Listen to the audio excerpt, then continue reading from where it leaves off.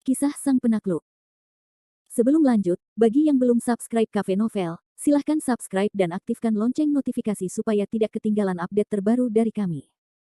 Jangan lupa juga tinggalkan like, komen dan share video ke medsos yang sahabat punya. Oke lanjut. Bab 868-870. Kevin Y, nama Novartis, terlalu familiar. Ini adalah nama ibunya di dunia. Meskipun Kevin Y saat ini telah terbangun dan memulihkan ingatan akan negeri dongeng, belenggu dunia manusia tidak dapat dilepaskan. Ini juga alasan mengapa Kevin Y begitu menampung Marcus Y, seorang Laozi yang murahan. Sudah lebih dari setengah tahun sejak ibunya meninggalkan Linhai untuk pergi ke ibu kota kekaisaran. Ketika dia dapat memanggil Marcus Y secara langsung, Kevin Y berpikir dengan jari kakinya dan tahu apa yang sedang terjadi. Meskipun wajah Marcus Y pucat, dan bahkan sedikit takut, dia masih bisa merasakan momentum perubahan mendadak putranya. Namun, Marcus Y hanya bisa menatap Kevin Y dengan tatapan memohon dan berdamai. Bocah bau, ada yang salah dengan ibu kota kekaisaran, tetapi lebih tepatnya, keluarga Y tiba-tiba membuat keputusan. Akhirnya, Marcus Y dengan hati-hati menguji reaksi Kevin Y, anak muda, berjanjilah padaku bahwa setelah mendengarkan, kamu harus mengendalikan emosimu, atau aku. Kata-kata Marcus Y pada dasarnya adalah perasaan memberi Kevin Y suntikan pencegahan terlebih dahulu. Bagaimanapun, meskipun Kevin Y ringan saat ini, begitu orang mesum kecil ini benar-benar marah, dia pasti bisa membunuh ibu kota kekaisaran secara langsung dan mempermalukan seluruh keluarga Y. Jelas, Marcus Y meremehkan kendali dan cengfu milik Kevin Y. Saat ini, Kevin Y bukan lagi orang bodoh yang tidak berguna itu, dia juga tidak akan mengangkat pedang untuk membunuh keluarga Y. Namun dengan mencibir, reaksi Kevin Y lebih tenang dan suram dari yang dibayangkan Marcus Y. Menolehkan kepalanya, Kevin Y menatap dingin ke arah Marcus Y dan berkata dengan nada meremehkan, kalau tidak, kau tidak akan memberitahuku apa yang terjadi dengan ibu kota kekaisaran, kan? Setelah terdiam beberapa saat, Kevin Y melanjutkan, tetapi meskipun kau tidak mengatakannya, aku tahu itu Queenie. Mereka akan menyerang Queenie, kan? Hehe, mereka membawa Queenie ke ibu kota kekaisaran untuk tujuan pernikahan keluarga. Sekarang pertemuan sementara keluarga emas di ibu kota akan segera diadakan. Tentu saja, mereka akan berpikir untuk menggunakan kartu ini untuk memenangkan keluarga lain. Aku hanya tidak tahu siapa yang begitu beruntung menikahi saudara perempuanku, keluarga Dongfang atau keluarga Ouyang. Analisis Kevin Y menyeluruh, dan dia tidak memberi Marcus Y kesempatan untuk berbicara. Bahkan Marcus Y sendiri takut dengan kekuatan pikiran putranya. Dia baru saja menelepon Novartis di ujung telepon. Sungguh luar biasa bahwa dia bisa menganalisis begitu banyak hal. Namun, Marcus Y merasa lega setelah memikirkannya. Jika dia adalah Kevin Y, dia akan menganalisisnya ke arah ini, apakah bisnisku ini adalah meminta Novartis di ibu kota untuk menelepon langsung. Melihat Kevin Y dengan tatapan aneh, Marcus Y tiba-tiba tertawa dan berkata, bocah bau, pertumbuhanmu memang melebihi ekspektasiku. Kupikir kau akan. Apa yang akan terjadi jika kau pergi ke utara dengan pedangmu dan pergi ke rumah Y dan membunuh semua orang itu? Kevin Y bertanya sambil mencibir. Tidak, itu tidak perlu. Queenie adalah adik perempuan kesayanganku. Kakak laki-laki dan perempuanku tumbuh bersama. Aku benar-benar tidak ingin dia terluka sama sekali. Namun, Leonard Y bukanlah orang bodoh. Dewan Keluarga Emas akan segera diadakan. Pada saat ini, tujuan pernikahan adalah untuk menarik sekutu dan melepaskan sikap. Selain itu, Queenie baru berusia 15 tahun ini, dan dia belum cukup umur untuk menikah. Pertunangan yang mereka buat hanyalah selembar kertas. Aku tidak perlu membunuh demi selembar kertas. Sikap Kevin Y benar-benar meyakinkan Marcus Y dan mengangguk sedikit. Marcus Y berkata sambil tersenyum, kamu benar-benar telah tumbuh dewasa, dan sudut pandangmu semakin matang. Sepertinya tidak banyak yang bisa kulakukan untukmu di masa depan. Setelah mengatakan itu, Marcus Y tiba-tiba mengubah kata-katanya, tapi bocah bau, jangan perlakukan pernikahan keluarga sebagai selembar kertas bekas. Keluarga emas memiliki kemuliaan keluarga emas. Sulit untuk mengubah apa yang kamu katakan. Itu hanya pendapatmu sendiri. Menurutku, itu adalah selembar kertas bekas. Jika adikku tidak ingin menikah, aku ingin melihat keluarga mana di ibu kota yang berani menikah. Jika aku sampai di sana, pedang Suanyuan di tanganku akan secara bertahap berlumuran darah. Meskipun Kevin Y, ini hanya ancaman sederhana, tetapi itu tetap membuat Marcus Y takut. Akhirnya, Marcus Y yang malu hanya bisa haha, dan tertawa 2 kali. Aku tidak menyangka bahwa kamu masih seorang kakak perempuan. Tapi, bocah bau, gadisku ini adalah seorang gadis, dan dia ingin menikah. Kakakmu tidak akan bisa mengaturnya seumur hidupnya, kan? Kata-kata Markus Ye seolah menusuk hati Kevin Ye yang paling lembut. Kevin Ye tidak ingin menjawab pertanyaan ini. Namun, Kevin Ye tidak menyukai penampilan Markus Ye yang tampak tersenyum. Pada akhirnya, Kevin Ye hanya bisa menghela nafas dan berkata, kita bicarakan nanti saja. Setelah itu, Kevin Ye menoleh ke belakang, matanya menatap Markus Ye dengan erat dan berkata, orang tua, ingatlah untuk memberitahu orang tua Leonard Ye itu. Jika ibu dan saudara perempuanku sedikit menderita ketidakadilan di masa kaisar, dia tidak akan menyalahkanku karena tidak bersikap baik. Aku akan pergi ke utara dengan pedangku, dan sudah terlambat untuk mengatakan apapun lagi. Markus Ye menghela nafas dan mengangguk, jangan khawatir, aku akan memberitahu orang tua itu tanpa sepatah kata pun. Kevin Ye dan Markus Ye mengobrol satu sama lain demi kepentingan mereka sendiri. Mereka saling menatap mata, memperlihatkan ketulusan dan kepercayaan.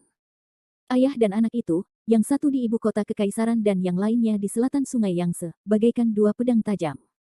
Mereka saling bergema dari jauh, tetapi mereka saling menyayangi. Namun saat itulah raungan amarah menyela ayah dan anak itu. Raungan.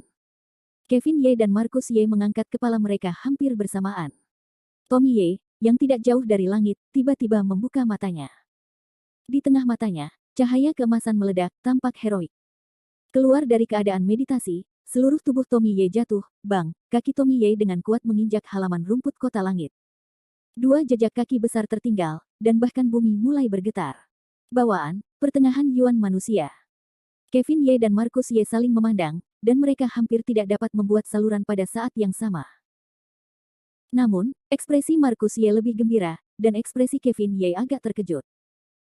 Dia mengalihkan pandangannya dari Tommy Ye. Markus Ye menatap Kevin Ye dengan mata yang rumit, terima kasih dan cinta, tetapi sebagian besar dari mereka masih belum menyerah. Dengan lembut menepuk bahu Kevin Ye, Markus Ye berkata, bocah bau, hidup ini seperti ini. Terburu-buru, kita harus pergi lagi. Sekarang cedera Tianming telah pulih, dan kultivasinya lebih jauh. Ada yang salah dengan ibu kota lagi. Kita harus pergi dulu. Kamu sendirian di laut, jadi hargai dirimu sendiri. Tetapi pada saat ini, Kevin Ye tersenyum tanpa tersenyum pada Markus Ye, kamu bisa pergi, tetapi Tommy Ye tidak bisa pergi, dia harus tinggal. Bab 869. Markus Ye awalnya berencana untuk membawa Tommy Ye kembali bersamanya saat dia pulih dari cederanya, yang juga merupakan jawaban yang memuaskan bagi lelaki tua Leonard Ye.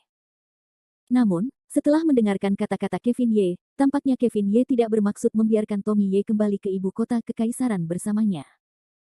Hal ini membuat Markus Ye, hantu keluarga Ye, bingung untuk sementara waktu, dan tidak dapat mengetahui apa lagi yang ada dalam pikiran Kevin Ye. Jika di hadapan orang lain, Markus Ye bertekad untuk tidak menurut, tidak akan bertanya, dia akan membawa Tommy Ye pergi. Namun, Markus Ye menghadapi Kevin Ye, putra satu-satunya. Wajahnya sulit untuk ditunjukkan, dan Markus Ye ragu, bocah bau, ide apa yang ingin kamu buat? Apa yang ingin kamu lakukan untuk membiarkan Fajar tetap di Linhai? Kevin Ye tidak langsung menjawab pertanyaan Markus Ye, tetapi berkata, jangan khawatir, lelaki tua, aku tidak akan menyakiti keponakanmu. Tinggal di Linhai hanya baik untuknya, tidak buruk untuknya. Kevin Ye berkata sambil tersenyum dan ekspresi tidak berbahaya di wajahnya, lagi pula, tidak bisakah saudara-saudara kita saling berkomunikasi dan memperdalam perasaan mereka? Markus Ye merasa cemas, jelas bahwa Kevin Ye tidak ingin mengatakan pada dirinya sendiri niat khususnya, dan tidak peduli bagaimana dia memaksanya, aku khawatir itu tidak akan berpengaruh. Pada akhirnya, Markus Ye hanya bisa menghindar dan berkata, aku tidak bisa memutuskan apakah akan pergi atau tinggal. Sebaiknya kau tanyakan pada kakakmu apa maksudnya. Kevin Ye tapi dengan cara yang sombong, jangan tanya, ide ini aku bisa membantunya mengambil. Untuk tirani Kevin Ye, Markus Ye hanya bisa menghela nafas tak berdaya. Bagaimanapun, dia adalah putranya sendiri. Bagaimana aku bisa membawanya? Matanya tajam, dan mata Markus Ye melirik Tommy Ye yang tidak jauh darinya. Namun, saat ini Tommy Ye tampaknya belum kembali kepada Tuhan. Tommy Ye menatap tangannya yang telah mendapatkan kembali kekuatannya. Dia tampak terkejut. Kegembiraan itu hampir tidak dapat diungkapkan dengan kata-kata. Aku baik-baik saja, dan aku merasa bahwa kultivasiku lebih baik. Perasaan seperti ini benar-benar sangat baik. Alam bawaan, apakah ini alam bawaan dalam legenda? Tommy Ye senang dengan dirinya sendiri. Tiba-tiba, Tommy Ye mengangkat alis pedangnya, dan kemudian menunjuk ke seorang penjaga naga yang tidak jauh darinya. Kamu, kemarilah. Yulong Wei muda berlari ke Tommy Ye dan berkata dengan hormat, Tuan muda, apa yang ingin kamu lakukan? Saat ini, Tommy Ye penuh dengan kepercayaan diri dan berkata, ayo, cobalah untuk memukulku dengan seluruh kekuatanmu. Yulong Wei sangat takut sehingga dia berkata, Tuan muda, bawahan, aku tidak berani. Tommy Ye berteriak, beraninya kau, biarkan kau memukulmu, jangan banyak bicara. Yulong Wei berdiri untuk bertarung dan berkata, ya, Tuan muda. Begitu suaranya jatuh, Yulong Wei menyesuaikan kekuatan batinnya, lalu melangkah maju dengan ganas, menghantam dada Tommy Ye. Pukulan ganas yang mengenai Tommy Ye tidak membuat gerakan apapun. Sebaliknya, aura kuat Tommy Ye sendiri meledak dan mengiring Yulong Wei menjauh. Kemudian, dia jatuh terduduk di tanah. Namun, hanya setengah jam kemudian, sekelompok Yulong Wei menyaksikan tuan muda tertua mereka berubah dari ramuan yang ditinggalkan menjadi ahli yang tak tertandingi. Mereka hanya melihatnya dengan bodoh, dan terkejut serta aneh. Tanpa usaha apapun, Tommy Ye percaya bahwa kekuatannya telah pulih sepenuhnya dan bahkan lebih tinggi. Pemulihan kekuatan membuat darah pertempuran Tommy Ye mulai mendidih. Kamu, dan kamu, bersama-sama. Tampaknya dia belum sepenuhnya menguasai kekuatan dahsyat yang dibawa oleh alam bawaan. Tommy Ye sangat ingin menemukan seseorang untuk menemaninya. Kali ini, para penjaga naga itu tidak sopan. Ketika mereka melihat bahwa guru tertua mereka telah pulih sepenuhnya, mereka senang menjadi sasaran daging manusia. Pada suatu waktu, 7 atau 8 Yulong Wei benar-benar mengelilingi Tommy Ye di tengah kerumunan. Yulong Wei adalah satu kesatuan, dan kerja sama mereka cukup terampil. Setelah saling memandang, para Yulong Wei menyerang Tommy Ye hampir bersamaan. Tommy Ye memiliki langkah yang mantap dan wajah yang tegas. Dia sangat nyaman menghadapi pengepungan 7 atau 8 penjaga naga. Tubuhnya secepat angin dan secepat kilat. Tommy Ye menepuk 7 telapak tangan berturut-turut. Setiap gerakan ingin menjadi sama, tetapi kekuatannya tidak ada bandingannya. Namun, setelah beberapa detik, para Yulong Wei itu difoto oleh angin telapak tangan Tommy Ye satu demi satu, dan jatuh ke tanah dan mulai mengoceh. Menatap tangannya lagi, Tommy Ye tampaknya telah memulihkan perasaan mitos di pasukan saat itu. Momentumnya benar-benar tak tertahankan. Namun, di mata ayah dan anak Markus Ye, cara Tommy Ye masih seperti ibu rumah tangga anak-anak, yang tidak terlalu penting.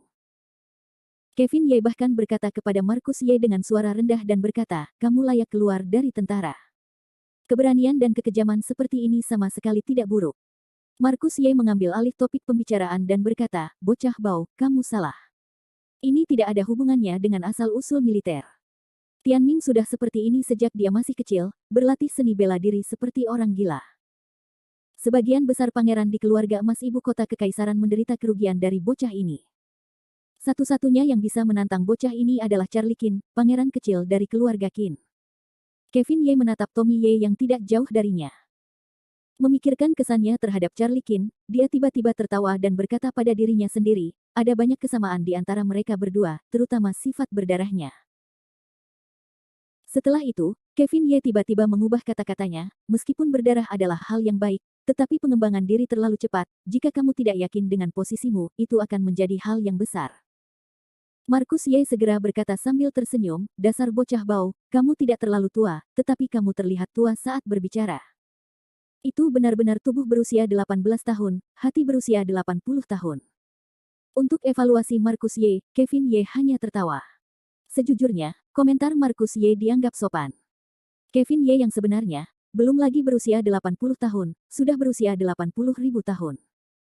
Ayah dan anak itu menyipitkan mata dan tidak lagi mengatakan apapun satu sama lain, tetapi berjalan menuju Tommy Ye pada saat yang sama.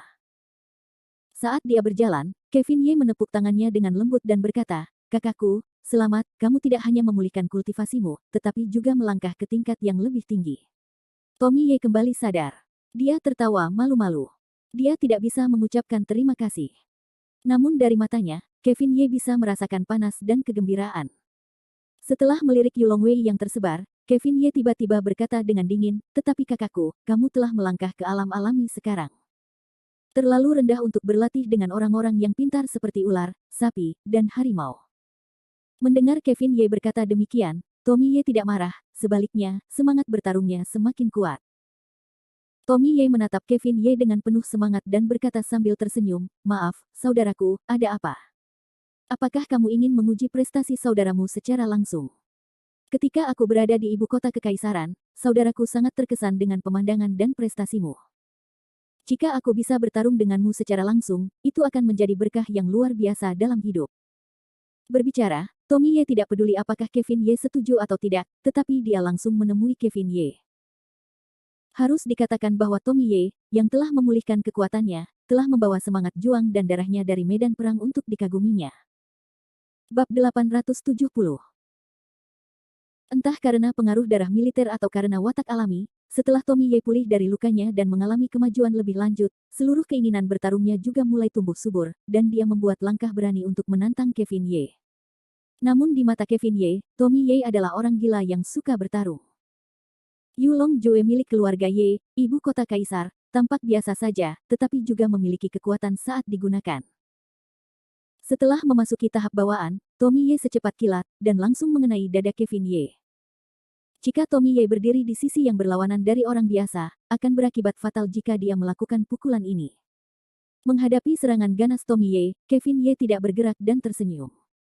Terutama jarinya, punggung tangannya negatif, sedikit bengkok. Sebenarnya, Marcus Ye juga sangat penasaran. Dia ingin tahu bagaimana tanggapan putranya. Meskipun Tommy Ye tidak dapat mengalahkan Kevin Ye, itu sudah pasti, tetapi Marcus Ye masih ingin mengamati kultivasi Kevin Ye dan bagaimana dia melakukannya pada akhirnya. Namun, sangat disayangkan bahwa Kevin Ye tidak memberinya kesempatan ini. Tepat ketika tinju Tommy Ye hendak mengenai Kevin Ye hanya menyentuh jari kakinya sedikit, dan seluruh orang itu keluar beberapa meter seperti burung layang-layang. Sosok Kevin Ye sangat elegan, yang membuat orang merasa sedikit aneh. Tetapi bagi Tommy Ye, ada hal yang lebih aneh. Ketika tinju Tommy Ye mengejar Kevin Ye ke depan, sesosok tiba-tiba jatuh dari langit dan menghalangi Tommy Ye. Sisi lain masih muda, mata dingin, berdiri di tempat yang sama, tinju yang sama terhadap mereka sendiri, tetapi kekuatan tinju dengan sedikit cahaya keemasan yang bersinar. Ada ledakan dan tinju itu mengenai satu tempat. Terjadi badai. Apakah itu Tommy Ye atau orang yang tiba-tiba muncul? Mereka berdua melangkah mundur. Setelah kemunculan tiba-tiba pria yang penasaran di langit. Dengan kepala miring, Tommy Ye mendesis pelan, "Sungguh ahli kungfu asing, siapa kamu?" Pihak lain menjawab, "Saya adalah pelayan Tuan, nama saya Lin Hai, Anda juga bisa memanggil saya Lao Ba." Orang yang tiba-tiba menghalangi Kevin Ye dan Tommy Ye adalah Lao Ba Lin Hai. Tommy Ye melihat ke atas dan ke bawah Lao Ba Lin Hai dengan rasa ingin tahu. Dia terkejut dan berkata, apakah dia seorang saudara yang rendah hati? Bagaimana mungkin ada kultivasi yang begitu mengerikan? Tampaknya kota langit ini benar-benar harimau yang berjongkok, naga yang tersembunyi. Meskipun terkejut, tetapi kemunculan Lao Ba tidak membuat Tommy Ye mundur dan takut. Sebaliknya, dia menambahkan 3 poin pada kemauan bertarungnya. 8. Bagus, bagus. Aku akan bertarung denganmu terlebih dahulu, dan kemudian aku akan pergi ke tuanmu. Tommy Ye tertawa dan mengubah tinjunya menjadi telapak tangan. Sepasang telapak tangan terangkat bersama angin. Tampak lembut dan tak tertandingi, tetapi sebenarnya, telapak tangan itu menyembunyikan misteri. Lao Ba Lin Hai masih berdiri di tempat yang sama seperti seorang biksu tua. Dengan gerakan seluruh tubuhnya, cahaya keemasan Buddhisme disorot di belakangnya, dan prasasti emas tidak dapat berhenti muncul di belakang Lao Ba. Penganut Buddha. Marcus Ye di satu sisi tampak konyol dan berseru. Namun, Kevin Ye tersenyum tipis, bukan penganut Buddha, hanya penganut Buddha yang sakti. Apakah dia orangmu? Marcus Ye menahan setengah suara dan bertanya lagi. Kevin Ye berkata sambil tersenyum, untuk saat ini, dia orangku. Tetapi 10 tahun kemudian, belum tentu. Karena perjanjian antara Kevin Ye dan Lao Ba Lin Hai dan Lao Jiu Feng Tianjiao hanya 10 tahun, jadi Kevin Ye berkata demikian. Namun, dalam sekejap mata, Tommy Ye dan Lao Ba Lin Hai bertarung bersama lagi. Telapak tangan Tommy Ye sangat ganas, dan berputar di sekitar Lao Ba. Namun, Lao Ba berdiri di tempat yang sama dan terus bergerak, yang membuatnya tenang di timur, barat, utara, dan selatan. Kontes antara Lao Ba dan Tommy Ye membuat Marcus Ye di satu sisi semakin takut. Meskipun prestasi kedua orang itu tidak ada apa-apanya di mata Marcus Ye, konfrontasi mereka benar-benar aneh. Tommy Ye sangat kuat dan cepat. Tetapi melihat kembali ke Lao Balin Hai, setiap gerakan tampaknya tidak cepat, tetapi itu hanya kuat. Rata-rata, Tommy Ye membuat 3 gerakan, sedangkan Lao Balin Hai hanya membuat 1. Tetapi setiap kali Lin Hai melakukan serangan, dia langsung menuju jantung Tommy Ye, dan tidak peduli seberapa cepat metode tubuh Tommy Ye, Lao Balin Hai mampu memukulnya. Tommy Ye harus berbalik untuk bertahan. Tommy Ye sesekali menjatuhkan beberapa telapak tangan pada Lao Balin Hai, tetapi dia tidak bisa menggoyahkan Lin Hai sama sekali. Saat ini, Lin Hai berwarna emas, seperti Buddha raksasa. Apa-apaan? Prestasi mereka hampir sama. Kenapa bocah itu seperti tembok besi? Aku belum pernah mendengar kungfu sekuat itu dalam agama Buddha. Markus Ye menatap Kevin Ye dengan aneh, bocah bau, keterampilan Buddha macam apa yang dipraktikkan bocah itu? Bagaimana dia bisa begitu kuat? Kevin Ye tidak menyembunyikan keraguannya tentang Laozi murahannya, tetapi berkata sambil tersenyum, Laoba mempraktikkan kekuatan besar agama Buddha, dan mantra Tathagata. Jika kamu mempraktikkan metode ini secara ekstrim, kamu dapat menjelma menjadi tubuh emas arhat, dan kamu tidak akan pernah mati. Sial. Apakah itu konyol? Benarkah? Markus Ye tidak percaya pada Tao. Tentu saja, apakah aku harus berbohong padamu? Kevin Ye menyipitkan matanya sambil tersenyum tajam. Markus Ye hanya bisa lemah dan memarahi, gila, anakmu tidak normal, dan orang-orang di bawah tangan anakmu semuanya tidak normal. Apa-apaan ini? Kevin Ye menoleh ke belakang dan dengan ganas memutihkan satu mata Markus Ye, yang berarti seolah berkata, apakah kamu mengatakan itu kepada putranya sendiri? Itu tidak baik. Tommy Ye dan Lao Balin Hai memainkan pertandingan ini dari siang hingga sore, dan masih belum ada yang menang atau kalah. Tommy Ye hampir menggunakan semua pengetahuan hidupnya, tetapi dia masih tidak berdaya. Akhirnya, bahkan Tommy Ye sendiri menyerah. Terengah-engah, pantatnya duduk di tanah, Tommy Ye tanpa daya menjabat tangannya dan berkata, tidak lagi. Jika kamu terus bertarung seperti ini, aku khawatir kamu tidak akan mendapatkan hasil bahkan jika kamu bermain selama 3 hari 3 malam. 8 tua Lin Hai haha tersenyum, melihat Tommy Ye akhirnya menyerah, Lin Hai seteguk gas keruh keluar dari mulutnya, berbalik dengan hormat berdiri di belakang Kevin Ye. Kevin Ye tersenyum dan menghampiri Tommy Ye. Pada saat ini, tatapan mata Tommy Ye pada Kevin Ye berubah beberapa kali lagi, dari hubungan darah sebelumnya menjadi aneh, dan akhirnya menjadi kagum. Bagaimanapun, bahkan salah satu pelayan Kevin Ye memiliki kekuatan yang begitu kuat. Dapat dibayangkan betapa kuatnya Kevin Ye. Namun, Tommy Ye segera menemukan apa yang salah. Di bawah langit yang gelap, Tommy Ye mengamati sekelilingnya. Ye Longyu tidak tahu kapan Ye Mengyu datang. Di kota langit yang kosong, hanya ada dirinya sendiri dan tuan serta pelayan Kevin Ye. Kakak Kevin, bagaimana dengan paman ketiga dan Long Wei Mu? Kemana mereka semua pergi? Tommy Ye bertanya dengan aneh. Ye Qian tersenyum jahat, pergilah, mereka semua pergi, kembalilah ke Kaisar. Tommy Ye berbalik dan memanjat, astaga, orang macam apa mereka? Mereka bahkan meninggalkanku seperti ini. Kevin Ye berkata sambil tersenyum, sudahlah. Sudahlah, kamu tidak cocok untuk kembali ke ibu kota kekaisaran. Ibu kota kekaisaran hari ini tidak damai. Ketiga kubu keluarga Lin, keluarga Bai, dan keluarga Liu mengincar keluarga Ye. Saat ini, ada mata-mata orang lain di dalam dan di luar rumah Ye. Begitu kamu kembali dengan selamat, kamu mungkin tidak akan membalas dendam untuk kedua kalinya.